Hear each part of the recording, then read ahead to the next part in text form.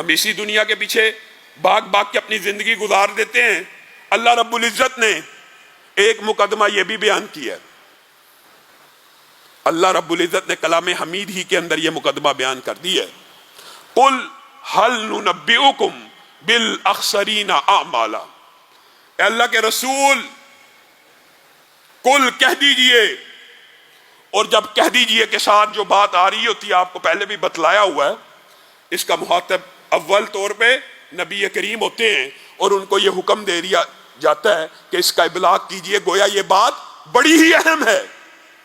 قل هل ننبئکم بالاخسرین اعمالا، کیا ہم آپ کو خبر دیں گھاٹے کے اعمال کرنے والوں کے بارے میں، دنیا کے اندر سب سے زیادہ خسارہ اٹھانے والوں کے بارے میں؟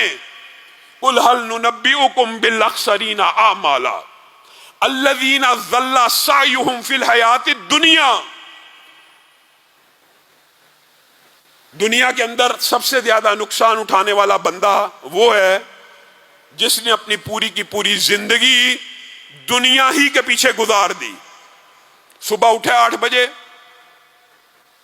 نماز کے لیے 2 منٹ، دکان کے لیے 12 گھنٹے، نماز کے لیے 3 منٹ، دکان کے لیے 24 گھنٹے، کاروبار 8 بجے سے لے کے شام 8 بجے تک بزنس کر رہا ہے، دکان پہ جا رہا ہے، دکان کھول رہا ہے، گھر پہنچا تب بھی کاروبار، گھر پہنچا تب بھی فون، گھر پہنچا تب بھی صرف کاروبار اور دنیا ہی کے بارے میں مگن ہے۔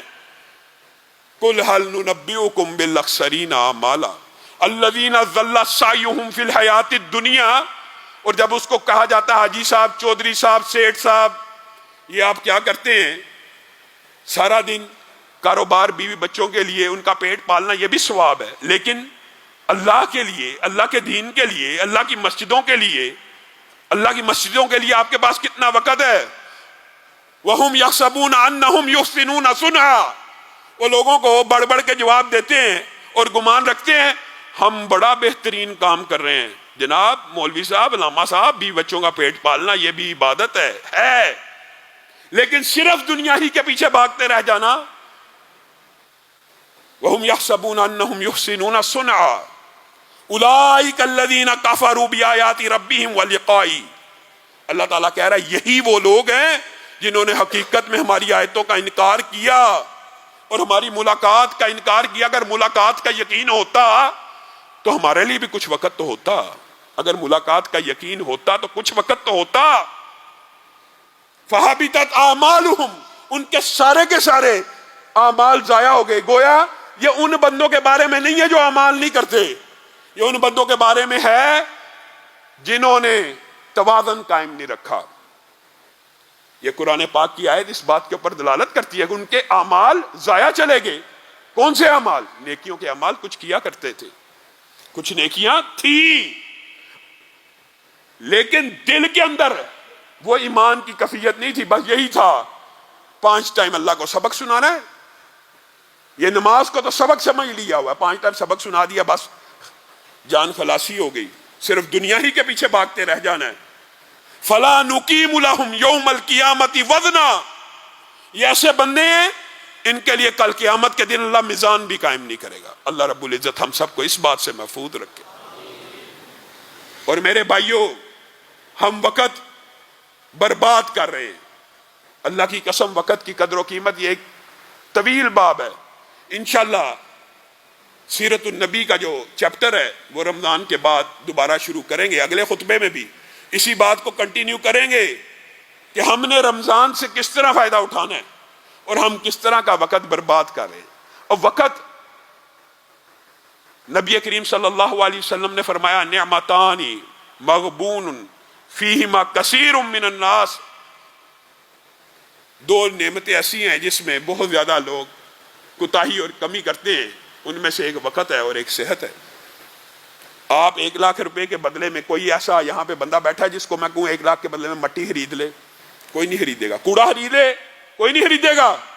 وہ وقت جو اتنا قیمتی ہے، وہ پورے کا پورا وقت، سارے کا سارا دن شیطان کے ایجنڈوں کو خریدنے میں صرف کر دیا، شیطان کے پیچھے صرف کر دیا۔ ہم نے وقت کی کیا قدر کی؟ یہ سورج، یہ رات نہیں گزر رہا، یہ میں اور آپ گزر رہے ہیں۔ انشاءاللہ اسی حوالے سے اپنی گزارشات کو آپ کے سامنے رکھیں گے لیکن ایک بات کہہ کے اپنی بات کو ختم کروں گا، اور میرے بھائیوں، 1 منٹ، صرف 1 منٹ بھی اتنا قیمتی ہے انسانی زندگی کا، اگر کوئی چاہے تو اپنے نامہ اعمال کو خوبصورتی سے مزین کر لے 1 منٹ کے اندر۔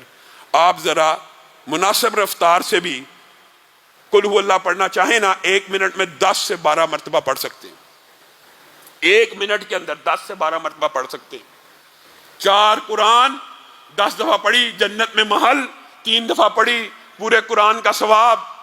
1 منٹ 30 سیکنڈ کے اندر اگر آپ چاہیں 100 مرتبہ سبحان اللہ و بحمدہ سبحان اللہ العظیم پڑھ سکتے ہیں۔ سمندر کے جاگ کے برابر گناہ ہو تو معاف ہو جاتے ہیں۔ ان نیکیوں کے لیے اپنے آپ کو رمضان سے قبل تیار کریں، اور رمضان میں اس جوش اور ولولے سے داخل ہوں کہ 1 سیکنڈ، 1 لمحہ، 1 منٹ بھی ضائع نہیں کرنا، اور نیکیوں کو کمانا۔ نیکیاں کمانے کا سیزن ہے۔ اللہ رب العزت جو کہا گیا، جو سنا گیا، اس کو سمجھنے کی توفیق عنایت فرمائے۔